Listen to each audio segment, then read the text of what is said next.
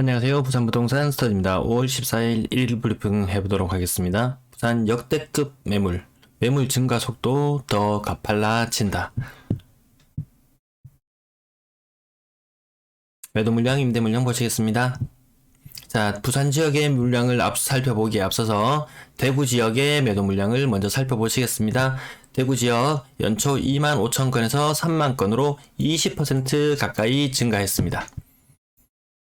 부산 지역 연초 3만 건에서 3만 9천 건으로 지금 30% 증가했어요. 증가 속도가 더 빠른 게 느껴지시나요? 대구의 기울기가 이러하다면 부산의 기울기는 이러합니다. 앞으로 이 추세는 그대로 유지될 걸로 보입니다.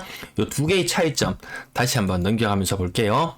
대구 지역 9월 달부터 매물이 급격하게 증가하기 시작했어요. 22,500건에서 3만 건으로 한 10% 정도 올랐어요. 자, 부산 지역 작년 변화가 거의 없었어요. 그래도 요 가운데 9월 이후로 일부 변화가 빠졌다가 올라왔다가 요 부분 전체적으로 봤을 때는 평이한 수준, 평평한 수준이라고 봐도 될 정도였는데 대구 지역이 매물 증가가 먼저 일어났죠. 더 많이 일어났죠. 요게 한 3개월 정도 시간차, 부산과 대구의 시간차가 3개월 정도라고 말씀드렸는데 올해 부산 매도 물량 증가세를 보시면은 대구보다 훨씬 더 급하고 빠르게 증가하고 있다. 이 추세가 지금 하루 이틀의 거래가 누적된 것이 아니고 지금 약 5개월간의 데이터가 누적되면서 일정한 기울기를 만들어내고 있다는 겁니다. 심각하게 보이지 않으시나요? 자, 두 개의 차트를 같이 놓고 비교해 볼게요. 대구 지역 노란색 2021년이에요. 2021년 기울기 그리고 2022년 기울기 이 두 가지를 합치면 부산 작년에는 여기 변화가 일부 없었던 지역을 제외하고 올해 기울기만 해도 부산과 대구가 맞먹는 지경에 와 있다. 부산의 매물 증가율이 더 높습니다. 절대 수치로 놓고 봤을 때도 3만 건대 약 4만 건, 3만 건대 4만 건 만만치 않은 매물이에요.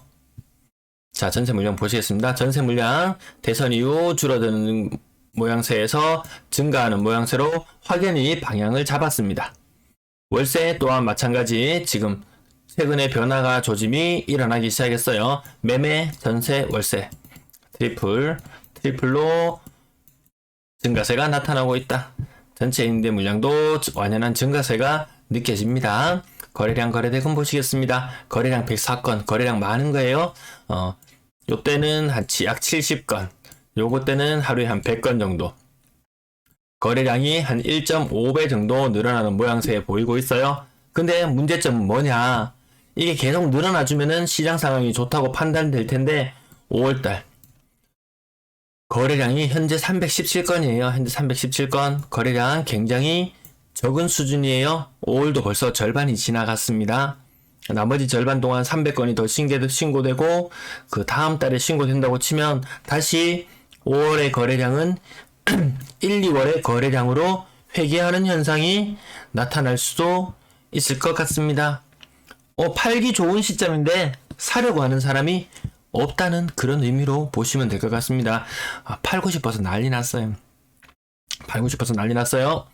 자, 가격 상단 부분 한 5% 하락, 한 5% 하락, 10% 하락. 이거는 뭔가 잘못됐죠. 569 SK뷰. 요거는 뭔가 좀 특수한 뭔가 사정이 있는 걸로 보여집니다. 아무튼, 이런 게 나타날 수 있나요? 네, 아무튼 그냥 지나갈게요. 여기에서, 자, 그 다음 가격, 569 SK뷰. 워낙 고가를 하나 찍어 놔놓으니까 나머지 가격들이 좀 영향을 미치는 것 같네요. 두 개나. 여기 있는 사람들은 놀라서 펄짝펄짝 뛰겠는데요. 자, 그 다음 10% 정도 하락하는 거래. 10% 정도 하락하는 거래. 이거 억 단위의 하락. 하락 확실히 여러분도 많이 눈에 보이시죠? 신고가 나왔네? 하면은 대형 평형. 분명히 거래 공백이 있었을 테고, 완연한 상승세.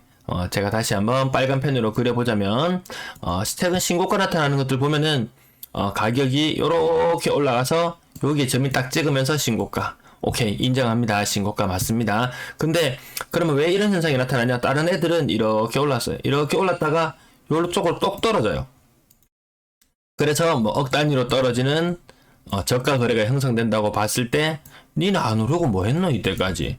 뭐 안 닫고 이때까지 그 밑에 있었노? 뭐 이렇게 이야기할 정도로 지금의 신고가 현상들 대다수 이런 현상들이 좀 많이 있더라고요. 자, 그 다음 명지 대박 노블랜드 뭐 오션인지 안 오션인지는 따라서 또 어쨌든 금액은 뭐 하여튼 크게 하락이 나타나는 것.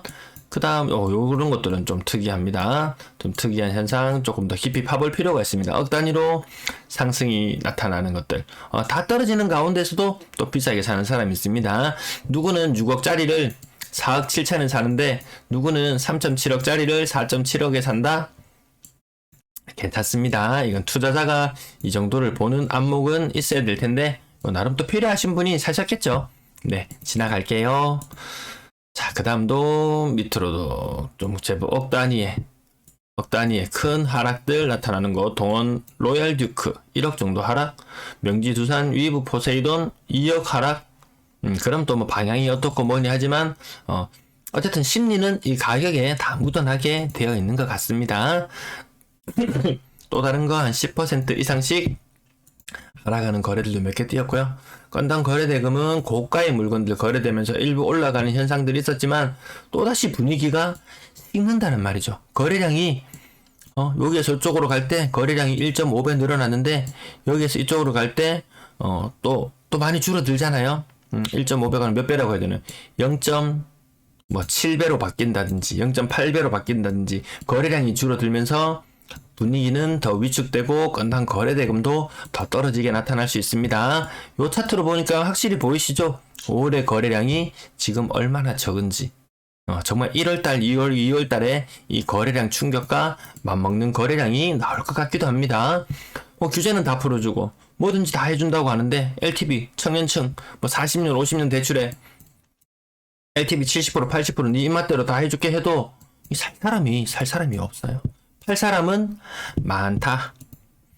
3억 미만 거래 비중 높아지고 있다는 요 숫자의 의미는 저가 물건들 일부 투자자들이 말하는 못난이 누군가에겐 소중한 보금자리일 수 있는 그것들의 매도 현상 일어나고 있다고 해석하면 됩니다. 6억 이상 거래 비중 막 솟구쳐 올라가는 것처럼 보이지만 이 6억 이상 거래 신고가를 갱신하면서 올라가지 않는다면 과거 2020년 12월부터 해서 7월달까지 이 신고가를 갱신하면서 6억 이상 비중이 높아졌다. 야, 누가 시장을 이끌어 나가네 느낌이 들지만 지금은 가격이 무너지면서 신고가 비율이 높아져요. 야, 비싼 것도 정리하는 거 아니야?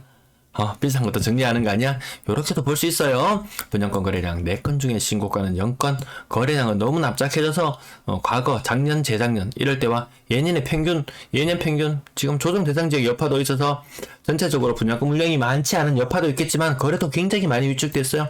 예년의 평균 700건 정도 되는 것에 비교하자면 거의 10분의 1 토막 나 있는 상태라고 볼 수 있습니다. 억 단위의 하락들 많이 눈에 띄고 있어요. 요것도 몇 번 말씀을 드렸는데요. 분양권 가격이 떨어진다. 그러면 주변에 있는 구축에 떨어진다. 근데 분양권 하락 전에 현상이 청약 시장이 시들시들. 청약 시장이 시들시들해져요. 그럼 주위에 있는 분양권 가격이 하락하게 되고 주변 아파트 가격이 하락하게 되고 또 구축의 아파트들의 가격도 덩달아 하락하게 되고 많이 올랐던 애는 더 많이 빠지게 되고 조금 올랐던 애는 조금 빠지게 되는 현상이 지금까지 대구에서 목격되는 현상. 부산도 방향이 다르다고는 하는데 메가시티, 우리는 부산은 메가시티야.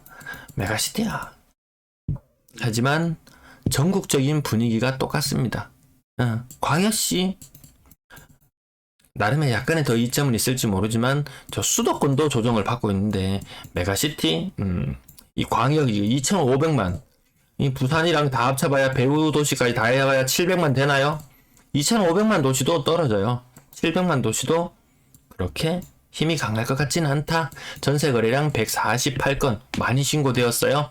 그래서 보니까 기간의 신고 뒤늦게 신고하는 36건을 제외하고 나면 112건 112건이 그러면 적은 거래량이냐? 적은 거래량은 아닙니다. 많이 되고 있어요. 신고가 비율은 한 20%는 이제는 가지는 못할 것 같아요. 한 15% 이하로 신고가 비율은 더 낮게 나타나는 걸로 보입니다. 아무튼 지금 거래량 증가한 현상 지금 예년 수준까지 올라왔거든요. 아직 신고 일수가 보름 정도 남아있는데 거래량이 예년 평균 수준까지 올라와 버렸어요. 요거 숫자만 반영되니까 속으시면 안 됩니다. 자, 왜 그렇게 전세 거래가 많았냐 보니까 신호동의 부산 신호 사랑으로 부영 5차. 네, 여기 보니까 임대 아파트, 임대 맞죠, 요거? 네, 요렇게 거래들 대량으로 한 10몇 건씩, 20건씩 가까이 거래 터진 걸 또 빼버리면은 전세 거래 확실히 좀 적긴 적다. 매매 거래하고 전세 거래하고 1대1의 비율을 이룬다고 생각하면은 전세 거래 많은 건 아니에요. 하지만 1, 2월 달에 비해서는 많은 거는 맞아요. 자, 또 다른 전세 가격 보시면은 여기 2월 16일자 거래예요. 그리고 3월 10일자, 1월 14일자 이런 식으로 과거에 금리가 더 오르기 전에는 높은 전세 감당할 수 있었어요. 그런데 금리 오르는 것이 반영되면 될수록 신고가 비율은 앞으로 점점 더 떨어지는 추세로 갈 수 있다는 것. 여기에 크게 하락하는 거래들은 오늘은 크게 보이진 않네요. 어쨌든 하락이 더 주축을 이루면서 앞자리가 6자가 4자로, 6자가 5자가 4자로 이렇게 바뀌는 현상들 계속 나타나고 있는데요. 관심 있는 단지 있으시면 잠시 멈추셔서 확인해 보셔도 괜찮겠습니다. 자, 6자가 3자로 바뀌는 마법, 4자가 3자로, 4자가 3자로, 5자가 3자로, 4자가 3자로, 4자가 3자로, 4자가 3자로, 이런 4자가 3자로, 네. 한 4억대 정도 전세 사는 거 과거에 한 2년 전에 된 전세 대출 금리 한 2.5% 될 때 문제 없었어요, 이거. 내 돈 1억만 가지고 있어도 3억을 빌려요. 3억을 빌려서 2.5% 하면 연간 750만원만 부담하면 되었어요. 별로 부담스럽지 않죠? 근데 지금 3억을 4%의 금리로 빌린다? 얼만가요? 연간 1200만원. 한 달에 100만원씩 갚아나가야 되는 그런 지경이에요. 그래서 이 1억의 차이가 굉장히 큽니다. 그러면 전세가가 4억짜리 전세가 3억으로 떨어져서 내가 2억을 대출을 낸다고 해봐요. 금리는 4%예요. 그러면 연간 부담이 800만원이에요. 임차인이 느끼는 부담은 과거 전세가 4억일 때나 지금 현재 전세가 3억일 때나 똑같은 부담을 느끼고 있다는 거예요. 그러면 임대인의 입장에서는 보증금 많이 받은 보증금의 일부를 돌려줘야 된다는 그런 부담 정도겠고, 임차인들은 여전히 똑같은 고통을 겪고 있다. 근데 막 신고가를 갱신하면서 높은 가격의 전세 나가면 대출 금리 그거 별거 아니야 라고 생각했다가는 위에서 내려오는 물가의 압력과 대출금리 상승의 압력으로 상당히 가계가 좀 빈궁한 지경으로 갈 수도 있다라는 것도 생각해 두셔야 될 것 같아요. 4월 평균 가격은 올랐지만 5월까지 전체적인 추세는 아직까지 평균 전세 가격 하락하는 모양새 유지하고 있습니다. 월세 거래량 100건. 왜 이렇게 많이 되냐? 야, 매매도 100개, 전세도 100개, 월세도 100개 이런 현상 잘 없잖아요. 그래서 기간애를 세워보니까 33건. 그러면 월세 67건. 월세 적은 거냐? 적은 건 아니에요. 1월달, 2월달 정도 수준으로 거래되고 월세 거래도 지금 많이 신고되고 있는 편. 하지만 이건 숫자 노름이라는 것, 아직까지 숫자 노름일 수 있다는 것. 평균 월세 가격 58만원, 58만원. 보증금은 한 5,800만원, 5,800만원에 58만원. 조금 떨어졌네요, 월세도. 작년 말 같은 경우 빨간색 차트 보시면 6천만원에 60만원 정도의 부담이었는데 앞으로 좀 더 떨어질 것 같아요. 금리 요거 한번 오른 정도 반영되었을까요?